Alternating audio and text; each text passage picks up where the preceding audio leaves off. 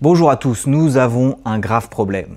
Alors vous avez peut-être pas de problème, mais moi j'en ai un gros puisqu'il y a une incohérence, un paradoxe entre deux sports que j'affectionne tout particulièrement, que sont le motocross d'une part et le vélo Gravity d'autre part, j'entends par là DH et Enduro. Parce que en fait, d'un côté on nous dit qu'il faut rouler sur la pointe des pieds et que c'est ça le graal ultime du pilotage, alors que de l'autre côté on a nos riders de DH et d'Enduro qui reculent au maximum leur cale sur leurs chaussures, ce qui fait qu'au final ils roulent sur le milieu du pied. Et ça me plaît pas quoi, il faut qu'on creuse. Allez vas-y, envoie là, 138, LB. C'est parti.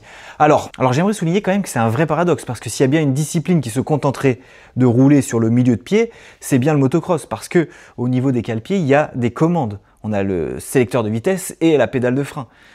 Donc, à partir de ce moment-là, on se contenterait de rester milieu de pied, puisque de toute façon, pour pouvoir accéder à ces manettes, on est obligé d'avancer le pied sur le cale-pied. Et donc, c'est un vrai casse-tête quand tu dois passer des rapports, freiner, te remettre sur la pointe des pieds, ramener les pieds devant, refreiner, redescendre les vitesses et passer les obstacles sur la pointe des pieds. Du coup, pourquoi est-ce que c'est si important de rouler sur la pointe des pieds? Alors, sur un système moto-vélo pilote, il y a trois gros systèmes de suspension selon moi. Tu as les vraies suspensions, donc qu'on appelle la fourche et l'amortisseur, qui ont sur un vélo en tout cas 160-200 mm de débattement, qui permettent d'absorber des chocs moyens avec des vitesses plutôt hautes jusqu'à moyenne vitesse. Ensuite, on a un truc auquel on pense pas souvent, qui reste sur le vélo et qui est le pneu. Les pneus avec la pression d'air, ça joue aussi un rôle de suspension, puisque c'est un ressort pneumatique, le pneu, qui va venir absorber les chocs, et aussi le fait que ce soit en caoutchouc, ça va venir aussi gommer une certaine énergie. Donc ça va pas tout rendre. Et c'est là où on essaye d'avoir le bon équilibre entre rendement, donc rendre l'énergie, et amorti, et donc grip. C'est vachement important de souligner ça, parce qu'à chaque fois il faut deux actions dans une suspension pour que ce soit vraiment une suspension. Il faut un ressort et il faut quelque chose qui amortisse. Dans les suspensions, les ressorts, ça peut être un vrai ressort hélicoïdal ou pneumatique, et l'amortisseur, c'est la partie hydraulique. Dans les pneus, c'est un ressort pneumatique puisque c'est de l'air, et ce qui amortit, c'est le caoutchouc qui va venir absorber de l'énergie, qui va venir gommer en fait l'énergie en créant de la chaleur, et c'est pour ça qu'on a les pneus qui chauffent. Et le troisième gros système de suspension dans ce système complet qui est vélo plus pilote, c'est le pilote, c'est le corps. On a pas mal d'articulations. Si on s'intéresse aux membres supérieurs, on a poignet, coude, épaule. Et si on s'intéresse aux membres les plus puissants et les plus forts, on va avoir les hanches, les genoux et les chevilles. Il faut qu'on utilise tout ça. Les pneus, je l'ai dit, c'est un amortisseur qui va gommer principalement des très faibles amplitudes, mais par contre des très hautes vitesses. On va avoir les suspensions qui vont gommer des amplitudes moyennes avec des hautes jusqu'à moyenne vitesse, et on a le corps, lui, qui va avoir des très grandes amplitudes par rapport à tout ça, mais qui par contre va travailler à des vitesses un peu plus basses. Et si on s'intéresse donc du coup aux différentes articulations, on voit qu'on a une certaine amplitude au niveau des hanches, quand on va être limité par la selle en moto ou par le pneu en vélo. D'où la raison que quand tu roules en 27,5, tu as un peu plus d'amplitude qu'en 29, surtout si tu as un petit gabarit. On va avoir les genoux qui vont travailler de pair avec les hanches. Et on va avoir les chevilles. La particularité des chevilles, c'est qu'en fonction de là où tu places ton pied, tu vas pouvoir augmenter ton amplitude. Si ton pied il est là, l'amplitude de la cheville, elle va être limitée. Mais par contre, si on le met sur la pointe des pieds, on va avoir une plus grande amplitude. Et c'est important d'avoir une grande amplitude au niveau de la cheville, parce que la cheville, c'est elle qui va gommer les plus hautes vitesses. Les genoux et les hanches vont être un peu plus lentes à la réaction, tandis que la cheville, elle va vraiment avoir cette action de gommer les hautes vitesses. Donc si on revient sur ces systèmes de suspension, on a donc les pneus et les suspensions du vélo ou de la moto qui vont être des suspensions dites passives, tandis que le corps, lui, ça va être une suspension active, c'est-à-dire qu'il va être capable de gommer un peu intuitivement les choses, mais on va aussi pouvoir le bloquer à tout moment, et on va aussi pouvoir le rendre carrément actif, c'est-à-dire pousser dans les trous et tout. Donc c'est vraiment la plus belle suspension pour pouvoir gommer les choses. Parce qu'au final, quel est l'objectif des suspensions et de tout ce système? Finalement, c'est de conserver le tronc, le cou et la tête stables. Parce que si tu es stable à ce niveau-là, alors tu es en pleine maîtrise de ce que tu peux faire, et tu t'en sors bien. C'est super important, on peut voir ça facilement sur des passages de whoops en slow motion. Le travail des chevilles est super important. Maintenant, si on revient sur le vélo. Moi, au départ, quand j'ai commencé à faire du vélo, j'ai posé une question à des potes. Est-ce qu'il faut que je roule en pédale plate ou en pédale auto?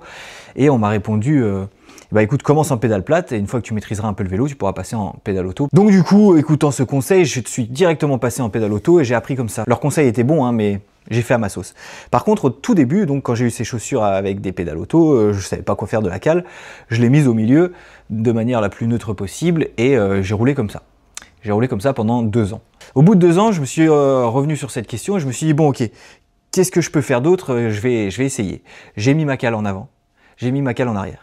Et je confirme que mettre sa cale le plus en avant possible, ça permet d'isoler vachement le tronc de tous les obstacles et de tous les impacts qu'on va prendre. Vraiment, quand je mets mes cales tout devant, j'ai l'impression que tout est beaucoup plus smooth et que tout fonctionne beaucoup mieux.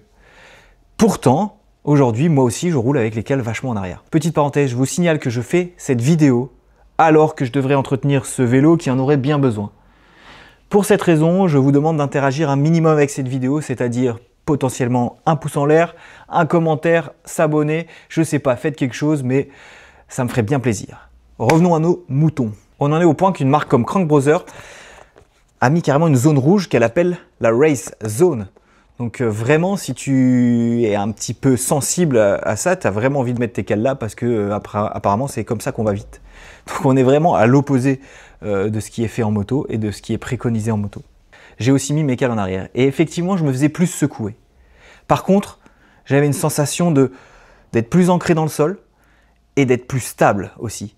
Parce que le vrai problème que j'avais avec les pédales, les cales vachement en avant et donc le pied vachement sur la pointe de pied, c'est que j'étais aussi un peu flou dans ce que je faisais. Certes, j'amortissais tout, mais j'avais pas vraiment de feeling sur ce que j'étais en train de faire. Alors qu'en mettant les cales vachement en arrière, j'avais beaucoup plus de feeling et finalement, c'est ce que j'ai choisi, c'est ce que je préférais. Ça me permettait d'attaquer plus fort, d'envoyer plus fort et de ressentir le terrain et quelque part d'avoir un feedback plus réel, plus précis de ce que je suis en train de faire. Aussi, ça permet aussi de moins solliciter les mollets.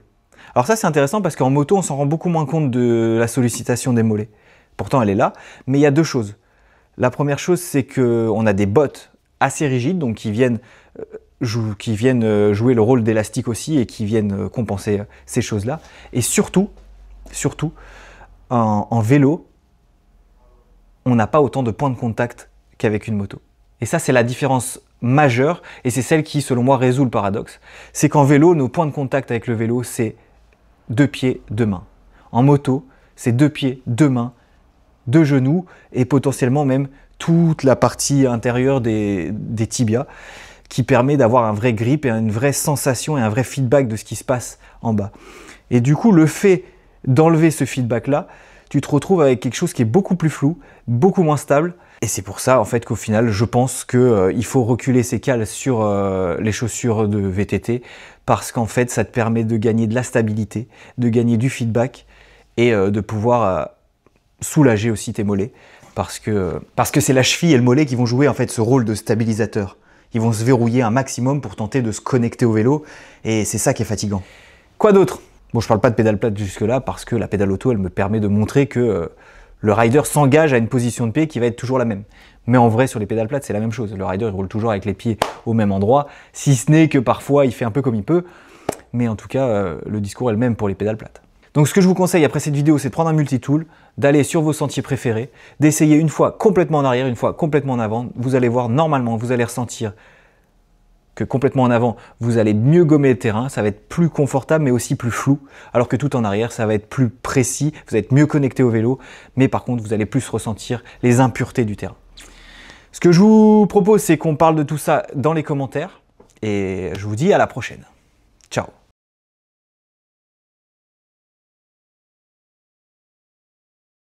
Donc on peut se permettre quelque part de perdre en... Pourquoi je dis tout le temps quelque part dans mes vidéos, ça me rend fou.